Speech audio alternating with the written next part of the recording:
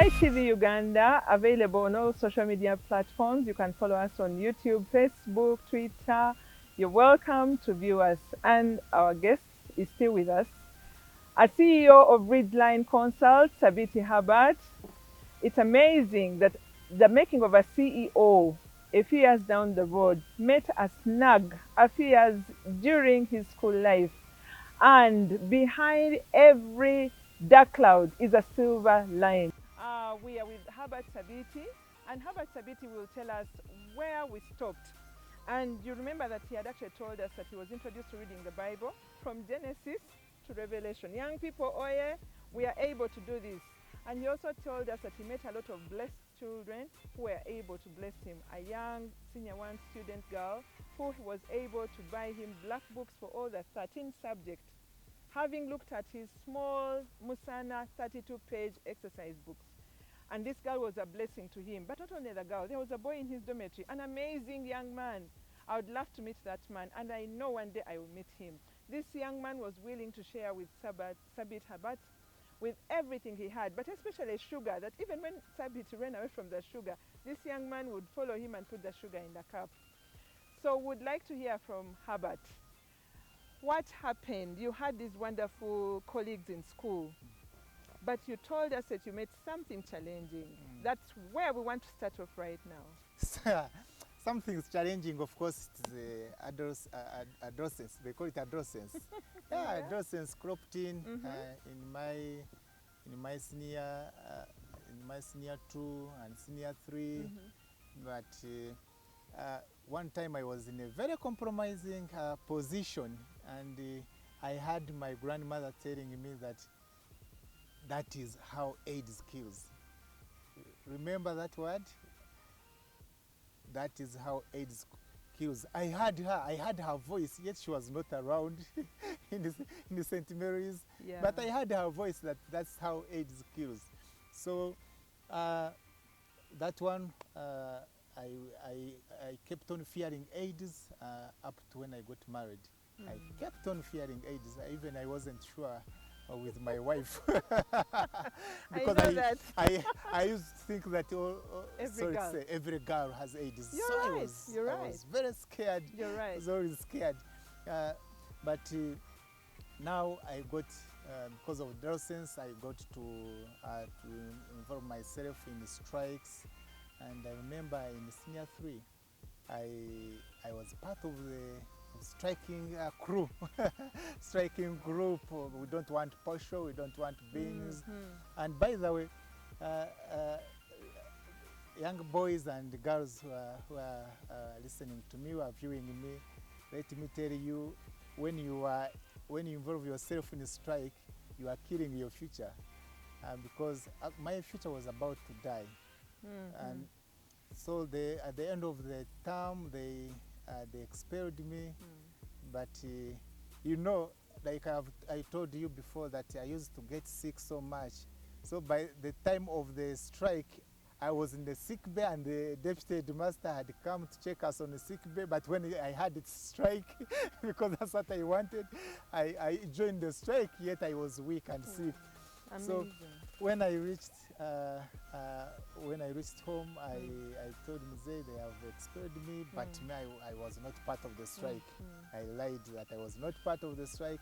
So Mzee came, and he convinced, and the deputy headmaster remembered that actually this guy was sick. So I survived. They chased 40 students, and it's only me who survived, and I learned my lesson. But there was a teacher who was sure, very, very sure, that I had joined the strike. So he gave me hard time at Shoroza in senior 3.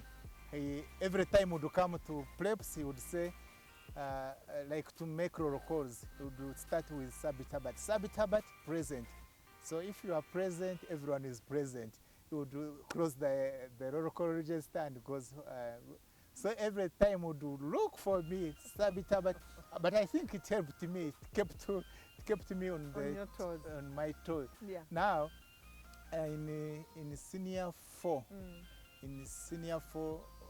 I was not a Bronco, but I joined, I had a group, I had a crew, bad guys. You know, you have to be a bad guy to feel, that adolescence, you have to be a bad guy, guy to feel that you are an influencer in the community. That was too bad for us.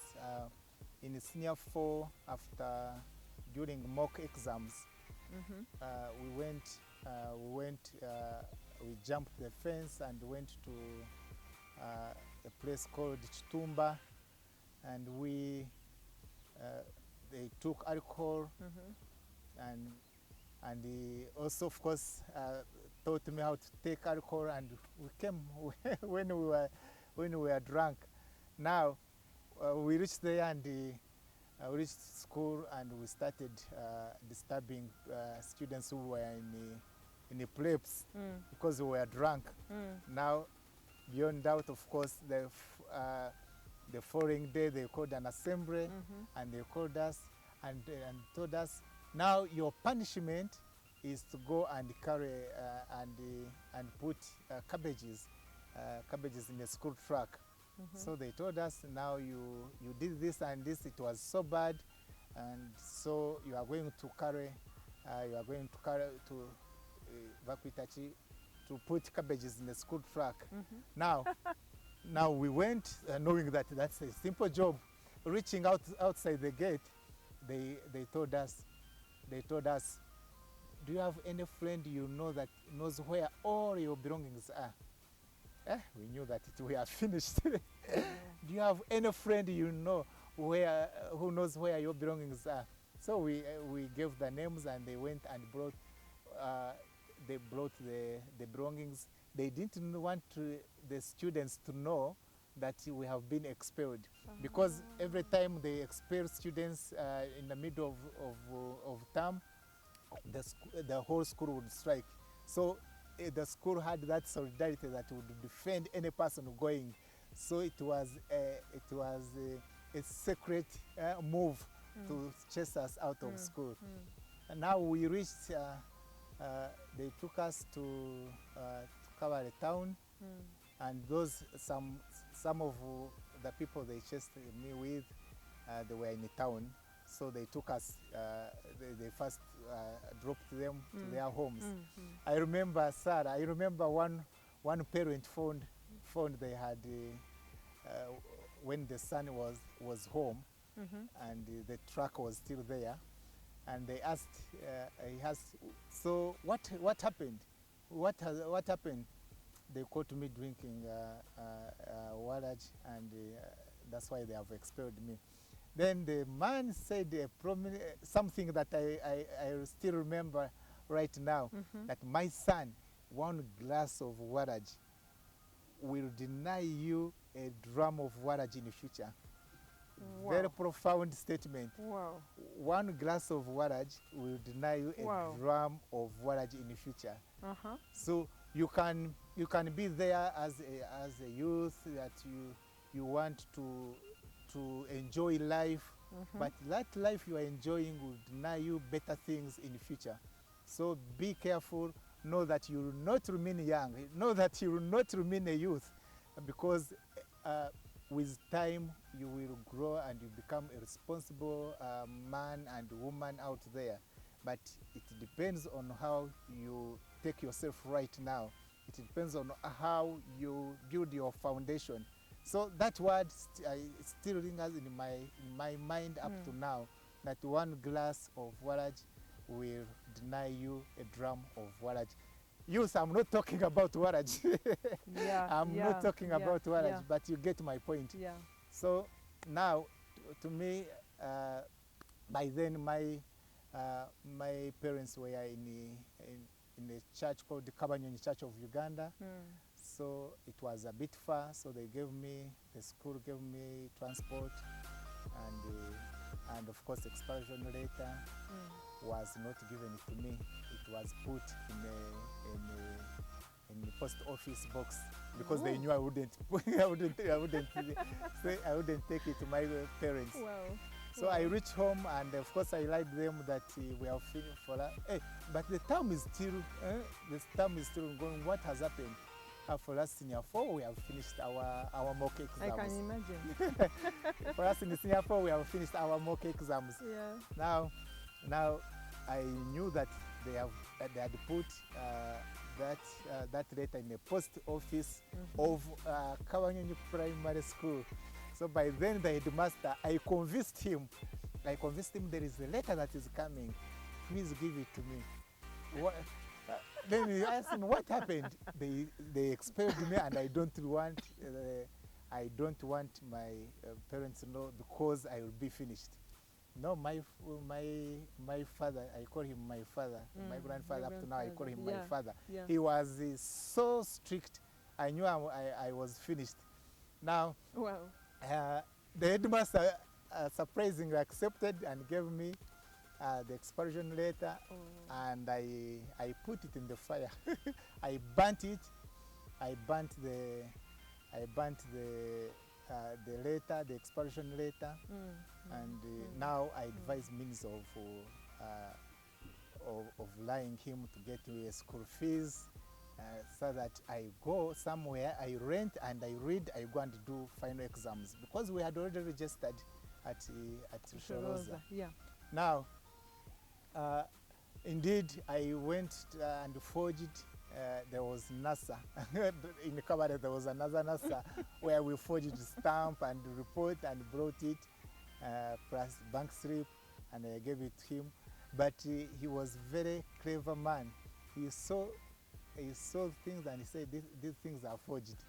So he rode his bicycle from Kawanyonyi to Shoroza, and he was told the whole story, how I was expelled. Now, he was also very clever. He didn't show them that I had forged some things, because that was criminal, using school stamp, I think I would go to, they would take me to police. I know. So he was very clever also, not to reveal. So he came to me and said, so you are telling me you want to go to, because I think he went there on Friday and he kept quiet, because we were supposed to go at school on Monday. He kept quiet on Monday. I asked my grandmother, of course, you know, she was a go-between. I asked my grandmother, why am I not going to school? So later, my grandfather called me to his bedroom and asked me, so tomorrow you are going to school. I've got the money. So which school are you going to? I said, St. Mary's Shoroza.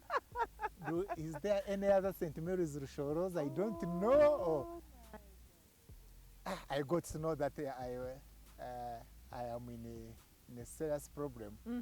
So he told me, I got to know everything, and I don't know where you are going, and it's up to you. This is your life.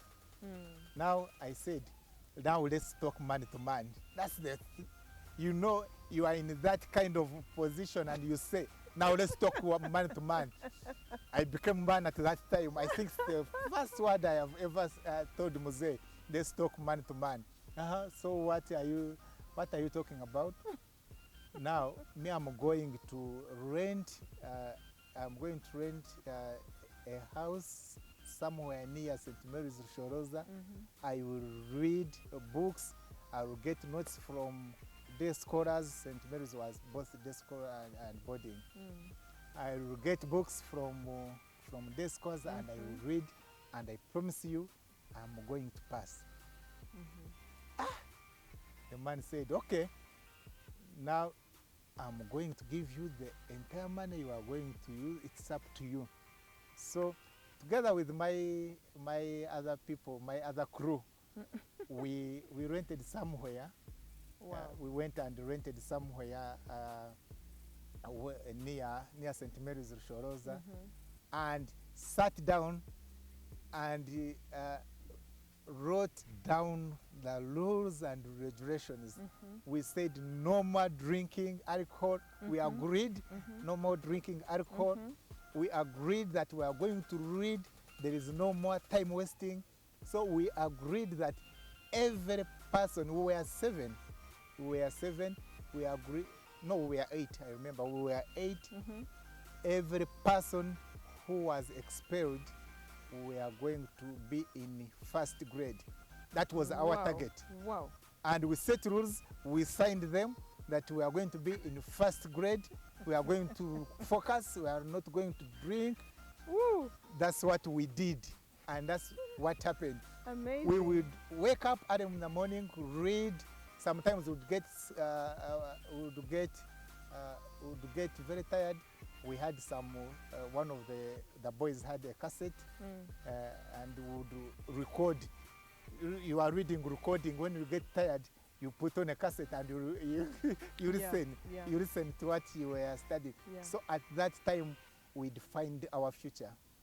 Someone who is watching me, you can, even at that point, you can decide your future. Not all hope is gone. You can be in a certain type of situation.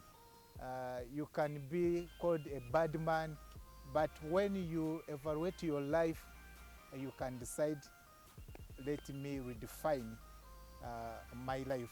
So we redefined our lives, and indeed, by the promise we gave ourselves, we are 8, the 7 of us got first grade, and the east one didn't manage to get the first grade, but he was near that range.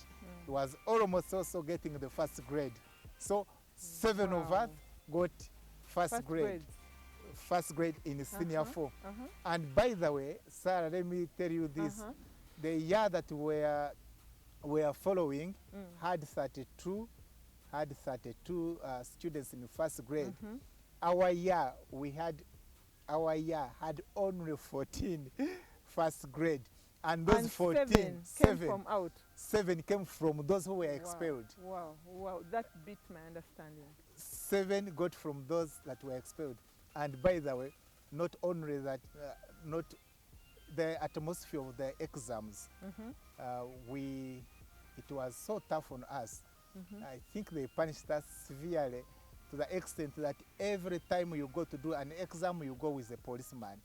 So we would go with a policeman, go with a policeman, you reach there, you do an exam. If you have an exam, another exam in the evening, in the afternoon, you go out of the gate. We used to sit near the church and wait for an afternoon exam. So with a policeman? With a policeman. And we paid him, we would pay the policeman. And each person has to bring their policeman. So there were 8 policemen. 8 policemen. Wow. We had bodyguards. Wow. Yeah, we had bodyguards. Wow. Yeah. So now every exam, we come with a policeman, and but we passed. Through that kind of atmosphere, environment, we managed to pass. Do you know the reason why we passed? Because we set a target. If you are there as a youth, you need to set a target, and you plan that I'm going to achieve this. When you say I'm going to achieve this, and you write it down, you achieve it.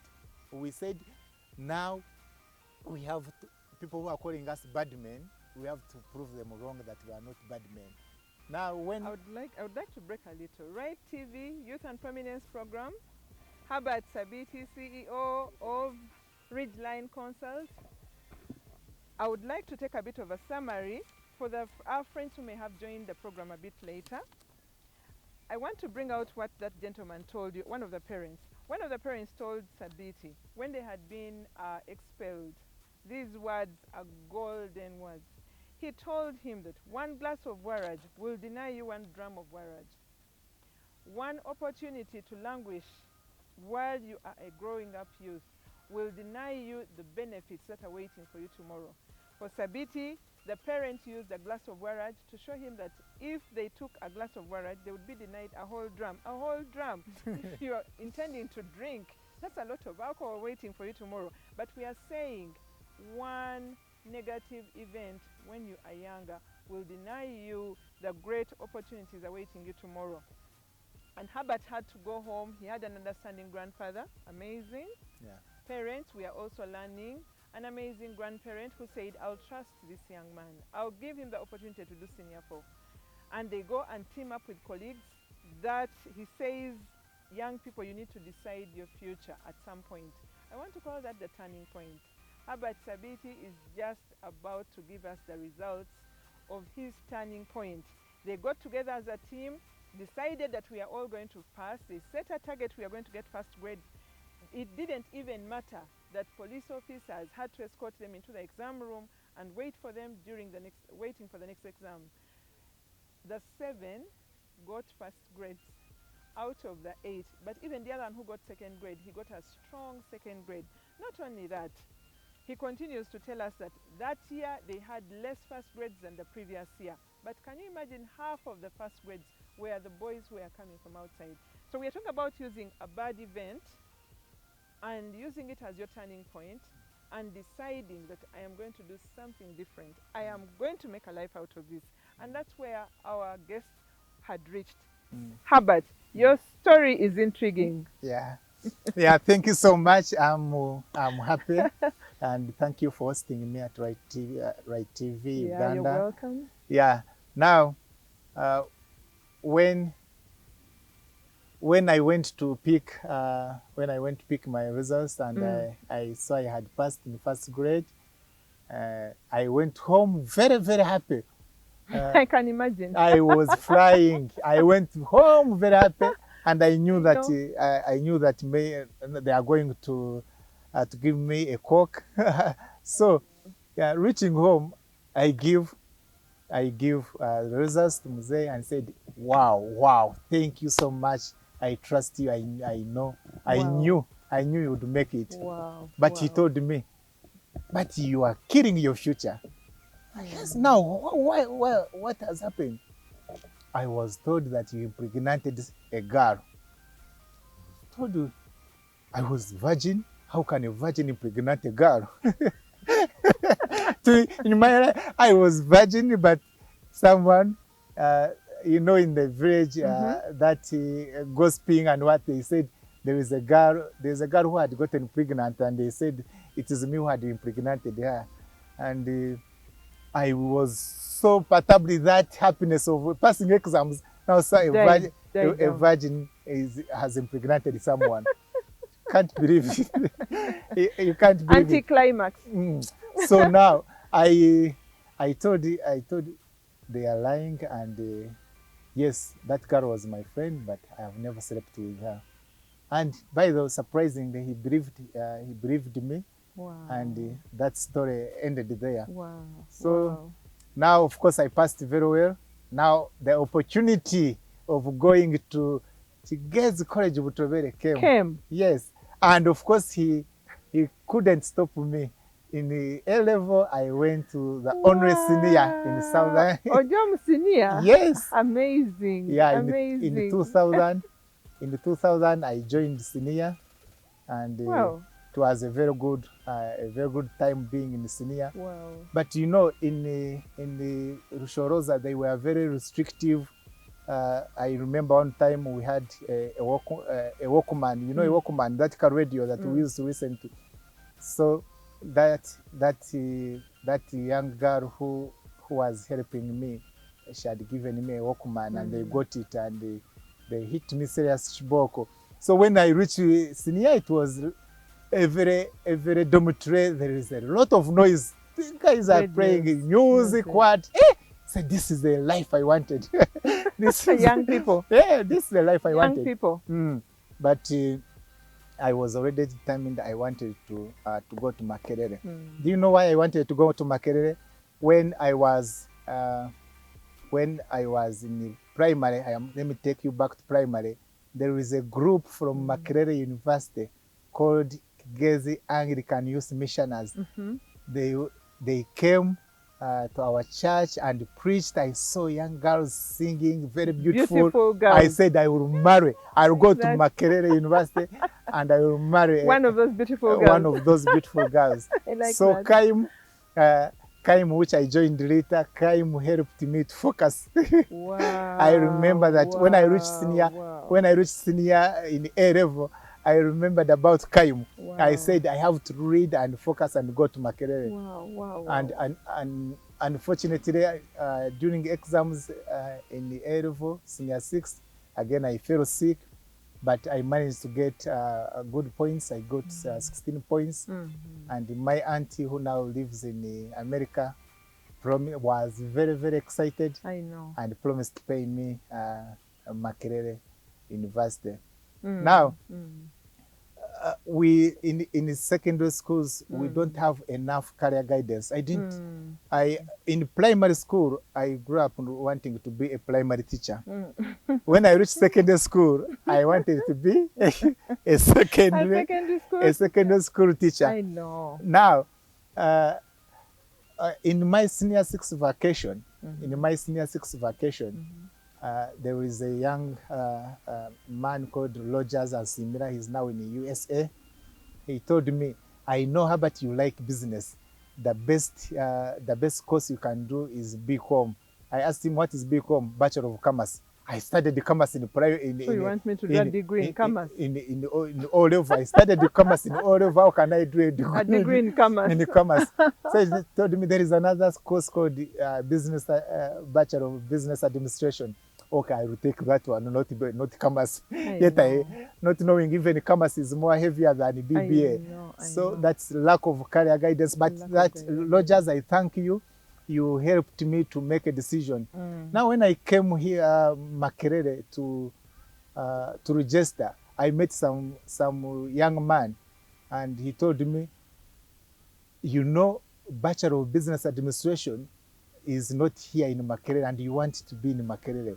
May I would advise you do other courses, maybe education or social science, because you are not here in Makerere. He told me actually that it's called MOOBS and it is a school. Even the guild president, we call them head boy. The guy convinced me so much, but I remember the guy, the way he convinced me that my course is Bachelor of Business Administration. I said, okay, let me go to another secondary school in Nakawa, but I will have to feel. So by the way, sometimes someone can misguide you. You have to be very careful the advice you are getting. And Sarah, these days there is a lot of information. We're in information age. So you have to be careful. You have to know the kind of information you are picking out. The social media. Social media, there is a lot of information, positive and negative. You have to know the kind of information. You have to know the kind of friends you have, what they are telling you, whether it is breaking your future, whether it is going to make your future. You have to be very, very careful. But sir, let me tell you what I did in my senior 6 vacation. I think, like I always say, God put me in this world to transform youth. God put me in this world to transform youth, to give hope to the youth, to motivate, inspire, and encourage the youth, the young people. So remember, by the time of senior 6 vacation, my grandparents had already retired from active church service. So they went to a place called Chobugombe, and that's not their original home. Their original home was somewhere else, but in the same area. But we went to Chobugombe. And you know, I was new there. But I had some other boys from senior, from the same area. And we sat down. I told them an idea. And this idea transformed the society, transformed Chobugombe community. The idea was that we need to create what we call an association, a youth group. We called it Kati Students Association. Now that association, we went to churches, different churches, and told parents, trust us with your children. Let them every evening come and we coach them for free. But on condition that during the day, because of I was used to being in my parents' garden, I wanted also the youth out there to work. benefit from our free coaching to work at home.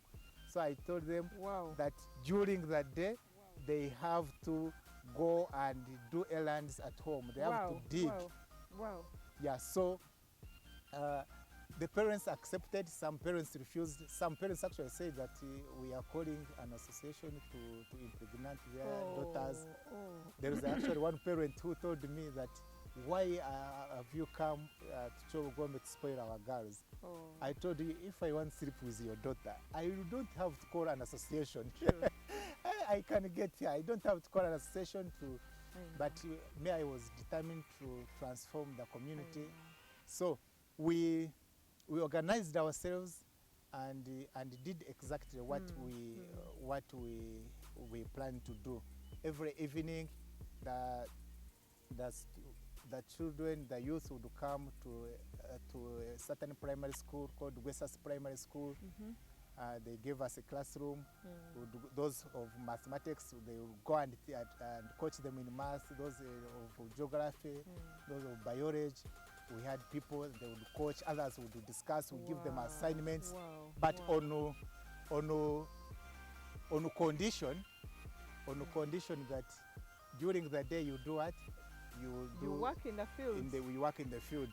Now, very fast, another thing what we did during that time, every Sunday we had sports. You know, students like used to like sports, so we would compete between parishes or cells, even would go to other villages to compete in football.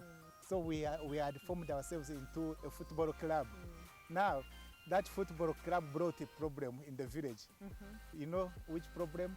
Every time during the football, the whole village would come to and converge and to be spectators, fans. We had fans, the entire village. Now, guys who say called me, the bar owners called me. But what do you want from us? You're taking our clients away from us. Because every Sunday it's time for them to go and drink, but they are busy at playground. So they had no market. Amazing. They had no market, Herbert. and that's how we tried to transform the community. We had no single coin, but we transformed the community. Let me tell you, every person who registered and attended our coaching, there is no one who has failed in life. Amazing. Young people, after meeting a snag in O-level, they get together, do something about it. Excel, he goes to his famous school, Butowere. My husband, Engineer Sambia Mkama, is also a senior. He went to Butowere. So I think that school produces great men. Yeah. What an opportunity to do his A-level there. And he now tells us about a project they did in Senior 6 back. At Resasi Primary School, they were able to mobilize community children, coach them, and he testifies that each of those children is somewhere. Thank you so much, Sabiti. You're welcome. But young people, let's pick this from this session. He said, young people have ideas. I want to cement it and say, each of you was born for a purpose, and you have ideas. Instead of listening to the wayward people, it's time to develop our ideas as young people, and that is what youth and prominence is all about. Thank you so much, and God bless you, Herbert. Bless you too. Thank you for hosting me.